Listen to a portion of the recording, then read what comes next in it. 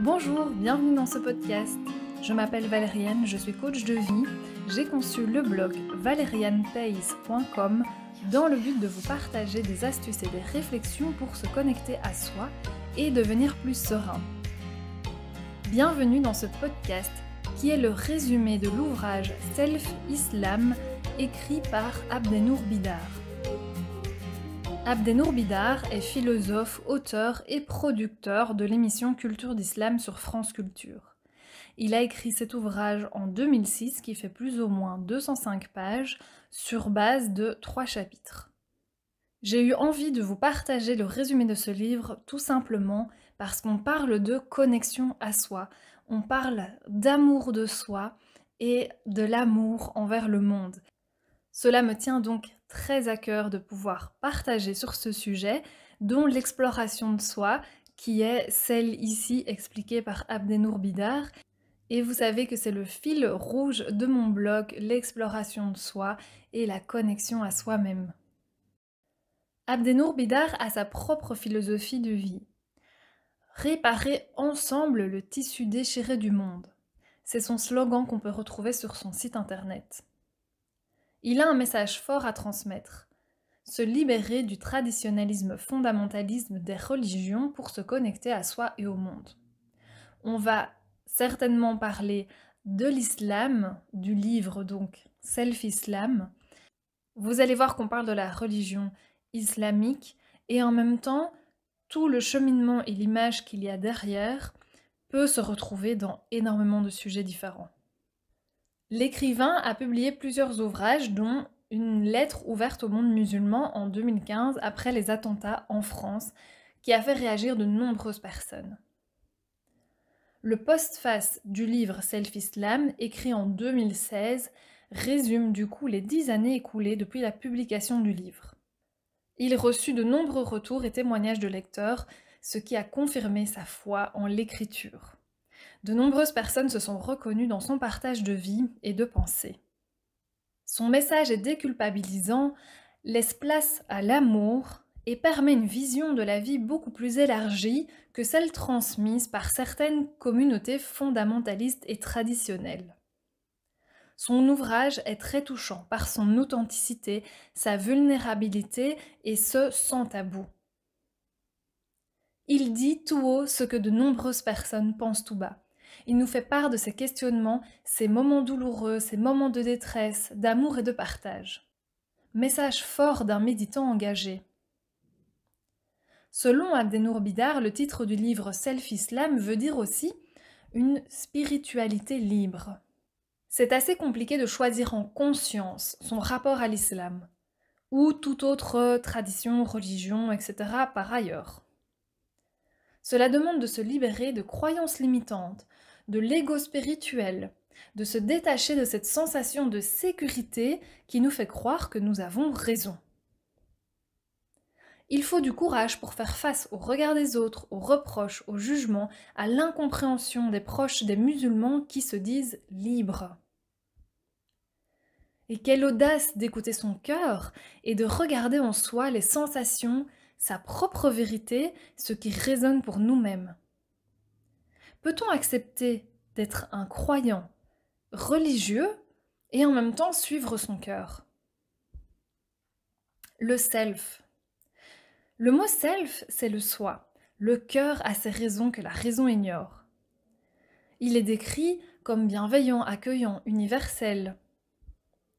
Et Mohamed Iqbal le décrit également comme le soi créateur, vers lequel il faut apprendre à cheminer intérieurement jusqu'à ce point limite en nous-mêmes où l'humain et le divin mélangent leurs eaux et deviennent ensemble fontaines jaillissantes, trop plein d'une eau de lumière dont le flux jamais ne s'épuise alors même qu'il crée 1000 univers. Le besoin de spiritualité. La soif spirituelle augmente dans notre société occidentale. Toutes les crises que nous vivons, individuelles ou collectives, nous montrent que des transformations sont présentes. L'être humain danse avec des besoins durant toute sa vie. Les religions permettent de trouver un sens, d'appartenir à une communauté, de se sentir en sécurité par la foi. Nous avons tous besoin de spiritualité. Ce terme étant malheureusement non bien connu pour ce qu'il est réellement. C'est pourquoi de nombreuses communautés ne l'expérimentent pas réellement. Sommes-nous que cet ego et cette conscience prisonniers du cadre physique de l'espace et du temps? Démasquons quelques préjugés. Liberté ne veut pas dire impiété, mais choix conscient et responsabilité individuelle. L'islam n'est pas seulement une religion. On peut se sentir musulman par les valeurs de l'islam, par les coutumes islamiques ou même par la culture islamique. Un musulman n'est pas automatiquement arabe, croyant, pratiquant. Il y a une grande diversité de modes de vie islamiques partout dans le monde. La foi ne se voit pas, elle se trouve dans notre cœur. Tous les Arabes ne sont pas musulmans, comme tous les Français ne sont pas chrétiens. L'islam n'appartient pas à une origine. L'islamité ne veut pas dire immigration. Chapitre 1. Les années d'enfance d'Abdenour Bidar. Les débuts de Self-Islam. Abdenour Bidar a grandi en Auvergne avec sa mère convertie à l'islam et son grand-père athée. Depuis très jeune, il se posait des questions. Son grand-père avait une place très importante. Ils passaient leur week-end et les mercredis après-midi ensemble et parlaient régulièrement de Dieu, sans spécialement évoquer l'islam. Abdenour s'est senti très aimé et accepté par son grand-père, qui ne partageait pas toujours ses croyances. L'enfant qui était Abdenour était heureux, a grandi dans la nature, entre les vignes, avec une famille aimante. L'islam était bien dans son cœur et non autour de lui. Il n'y avait pas spécialement d'édifice religieux ou de communauté, excepté l'église du village. C'est sa mère qui lui apprenait la religion islamique. Il s'est rendu tout de même à la prière du vendredi, à la mosquée dans la ville de Clermont-Ferrand, où il a passé de longues heures à observer les fidèles et s'imprégner du lieu. C'est à ce moment-là que commencent l'idée et les questionnements à propos du comportement et de la responsabilité des musulmans. En grandissant, Abdenour commença à ressentir une frontière invisible entre ce qu'il appelle l'Occident et l'Orient. Il sentait qu'il entrait dans un monde différent lorsqu'il se rendait à la mosquée, bien qu'il fût toujours en contact avec Dieu n'importe où. Il ressentait deux univers différents qui ne se côtoient pas. Cette sensation s'est resserrée autour de lui avec le temps. Les questions commencent à fuser petit à petit en lui. Pourquoi Dieu l'a-t-il placé dans cette situation? Il a grandi dans l'amour de son grand-père athée, de sa mère musulmane, et l'islam formait un mur entre ces deux univers. Le rendez-vous des deux mondes. Il se sentait à la fois un garçon heureux et léger dans cet amour familial et à la fois tendu dans ce tabou et cette frontière que formaient les musulmans. Un des premiers constats était qu'Abdenour vit l'islam par des ressources intérieures, des ressentis et des sensations. L'islam ne se voyait pas sur son visage ni dans son mode de vie. Il peut vivre avec des personnes athées, juives, bouddhistes, sans sentir spécialement de distance. Il trouve Dieu en toute chose et en chacun. Selon lui, l'islam est une expérience de vie, et s'il trouve Dieu partout, il n'est pas plus dans un endroit qu'un autre. Abdenour se considérait sur le plan politique et social français et musulman, car son attachement à la nation et ses valeurs fait passer son islam en second plan. Tandis que sur le plan privé spirituel, il se sentait musulman et français. Un homme de foi par l'attestation de foi, mais également de culture française, qui a permis à sa spiritualité de recevoir une couleur spéciale. Aujourd'hui, il est bien les deux. Après tempête et dépression, ce voyage intérieur l'a mené vers de l'apaisement et un certain équilibre. Justifier son self-islam. Tiraillé entre son islam et sa culture. Les musulmans le voyaient comme un Français de souche à la peau claire et les Français ne comprenaient pas comment il pouvait porter le prénom d'Abdenour. Les musulmans lui parlaient arabe et les Français posaient de nombreuses questions pour comprendre mais qui il est vraiment. Le droit de se sentir musulman hors de la religion est bien expliqué par Abdenour comme non acquis par les musulmans eux-mêmes. Une image persiste et représente les vrais, les bons musulmans, comme étant ceux qui croient vraiment et qui sont pieux. Il ressentait également une impuissance à se justifier. La conviction est personnelle et les deux mondes demandent des justifications. Il n'y a rien à expliquer en réalité. Ces deux univers ne l'ont pas non plus rejeté, il se sentait appartenir aux deux univers différents avec des moments de partage et d'amitié et pas seulement des justifications. Ce sont les prières et les méditations qu'Abdenour a fait à partir de son prénom, seul, et qu'il sentait sa mission de serviteur de la lumière. Dans cet état de lumière, pour lui tout nom s'efface. Il n'a pas besoin d'appeler Dieu par l'appellation Dieu. Ce sont ces expériences qui l'ont permis de le libérer de tout signe extérieur et se considérer musulman. Mais comment communiquer cela avec le monde? Son éducation spirituelle. La mère d'Abdenour lui a appris une façon de vivre sa spiritualité. Son éducation lui a laissé une belle empreinte. Régulièrement, ils méditaient ensemble par des lectures et des prières. Ils se sont nourris de la connaissance du Coran et également d'autres ouvrages, dont la religion hindoue et chrétienne.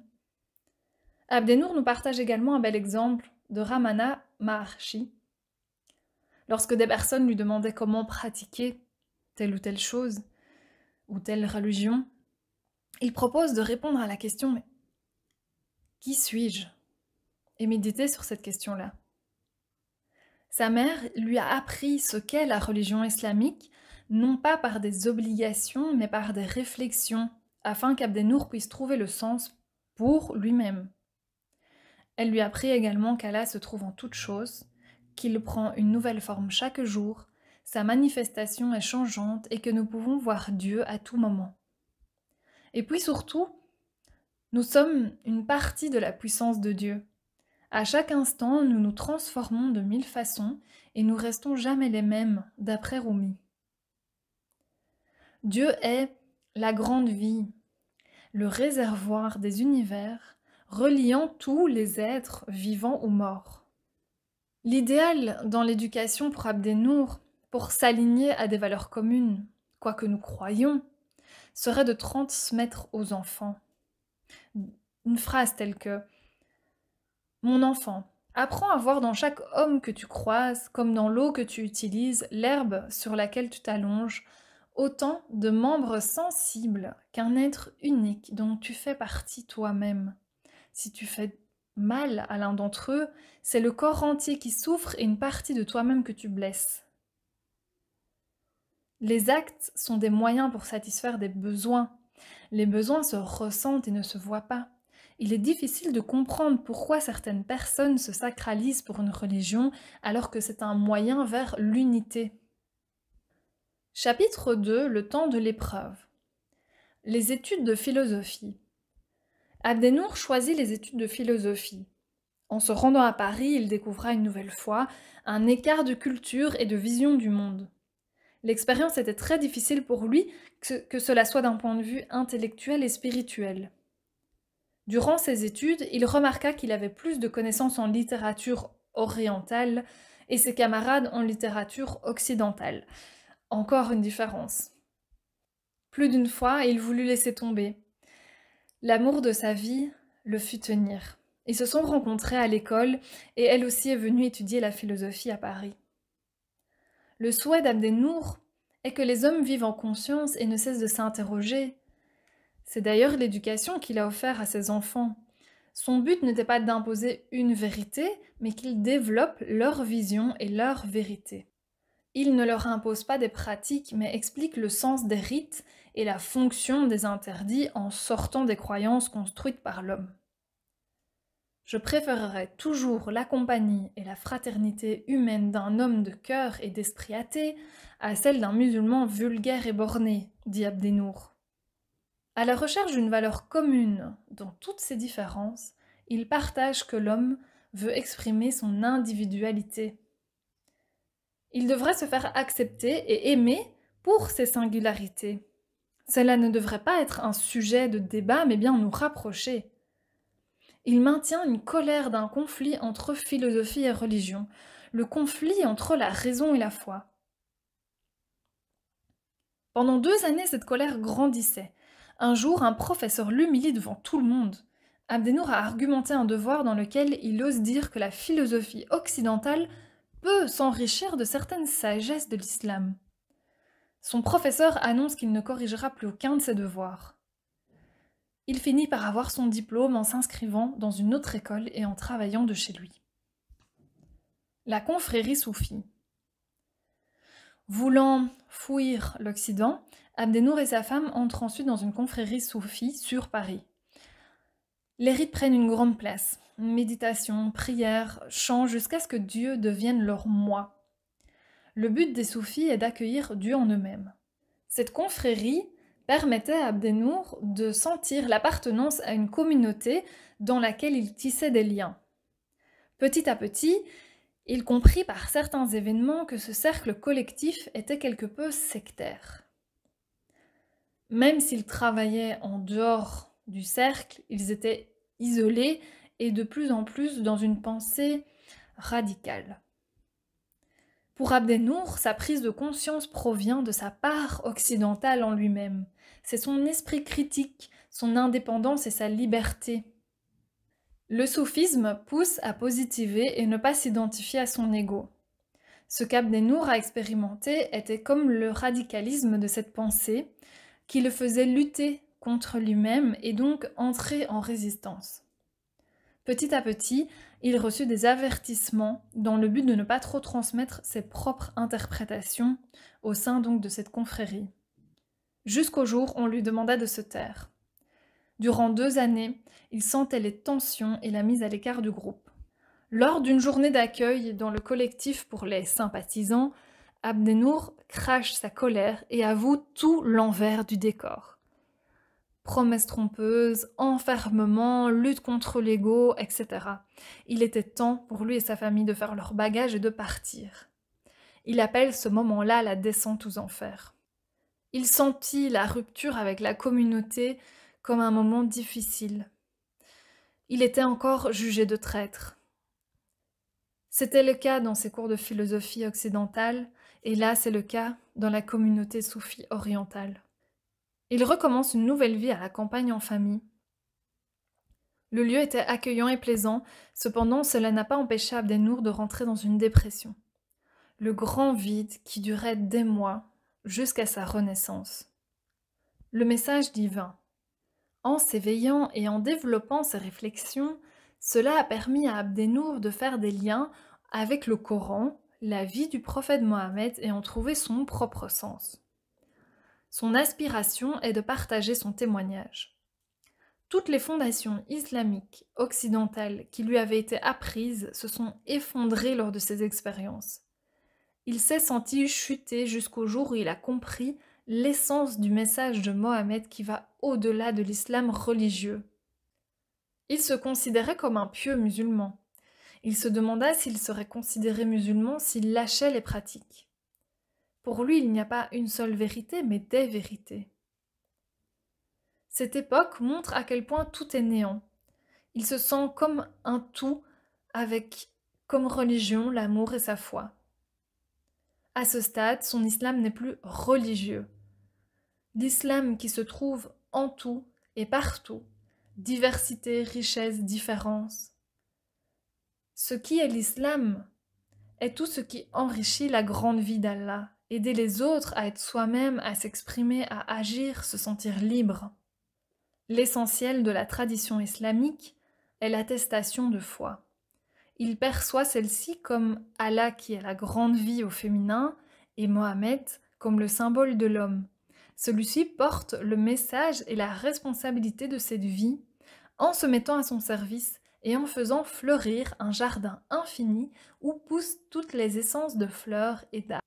Chapitre 3. Le début de son engagement. L'actualité. Inquiétude face au terrorisme et intégrisme. Le Coran est intouchable et les vrais musulmans sont ceux qui prient 5 fois par jour, qui respectent les interdits et les avis posés par les savants. La dualité est source première avant tout lien humain. N'est-il pas un piège? Il miroite un beau discours de tolérance, mais celui-ci pousse à constituer une communauté fermée avec ses propres règles. La réalité extérieure et intérieure n'est pas la même. Cette dernière est poussée par la domination. Abdenour a décidé de sortir de son isolement pour s'exprimer et écrire ses ouvrages en commençant par La lettre d'un musulman européen après les attentats en France. Abdenour parle d'un changement et d'une mutation. La définition de la religion est une vérité unique. Et lui parle d'un nouveau visage vers une spiritualité, vers toutes les vérités infinies. Cela n'étant pas toujours bien reçu par un bon nombre de musulmans. La censure sociale est fortement présente. Si vous osez avouer que vous ne priez pas ou que vous ne jeûnez pas, vous ne serez plus considéré comme un bon musulman. L'homme libre est considéré comme un mécréant. Il n'y a pas de véritable conscience de soi. Il vaut mieux faire semblant de ne pas voir ni savoir et les sujets de droit ne sont pas discutés. Certaines personnes ne veulent pas de remise en cause. Remettre en question les fondements est tabou et c'est justement ce qu'Abdenour propose. Chaque personne pourra choisir de suivre une voie sans y être obligée. Si une personne veut s'interdire de quelque chose que le Coran présente comme un interdit, qu'il le fasse, mais par choix conscient. Les jeux de pouvoir. Prenons conscience que seules les personnes qui parlent l'arabe classique deviennent des savants. Autrement dit, ils possèdent un instrument de pouvoir. Le sens du Coran peut être réellement compris que par les personnes qui parlent l'arabe classique. Alors que l'islam prône un lien direct avec Dieu sans aucun intermédiaire. Ne fermons pas non plus les yeux sur le patriarcat fort présent dans de nombreux pays, dont certains pays musulmans, où les femmes désirent reprendre le pouvoir sur leur vie et avoir des droits comme celui de lire le Coran. Allah parle toutes les langues à celui qui l'écoute d'un cœur conscient et d'une oreille pure. Gardons l'arabe classique pour la musicalité, la puissance spirituelle et émotionnelle, et méditons pour le reste dans notre langue. Il est souvent répété que l'islam veut dire soumission. Ce mot bien ancré montre en pratique une soumission aussi bien dans la sphère privée familiale que la sphère publique politique. Toute la personnalité du musulman est construite autour de la croyance que Dieu ordonne et l'homme exécute. Cela provoque un système hiérarchique dont la politique n'est pas démocratique. Les discours soutiennent la culpabilité. Se pose-t-on la question à chaque instant de ce qui est bon pour soi-même? Self-islam, l'islam du propre choix. Le livre vaut la peine d'être lu dans son entièreté dans le but de se connecter à tout ce voyage de vie dans la compassion et l'humanité. La responsabilité de chacun est de trouver son islam, ce qui veut dire sa façon de se rattacher à l'islam en prenant des obligations seulement ce qui est nécessaire à son cheminement. Choisir consciemment l'obéissance sans être forcé de se soumettre. C'est ça la définition de l'islam. La vie est continuellement en mouvement. Chacun est gestionnaire de sa vie, en prenant en compte les variations de son désir spirituel. Je vous laisse donc méditer sur ces belles phrases. Abonnez-vous à ma chaîne YouTube pour recevoir plus de vidéos sur la spiritualité et indiquez-moi dans les commentaires si ce résumé a fait écho en vous. Un tout grand merci pour votre écoute. À bientôt, bye bye.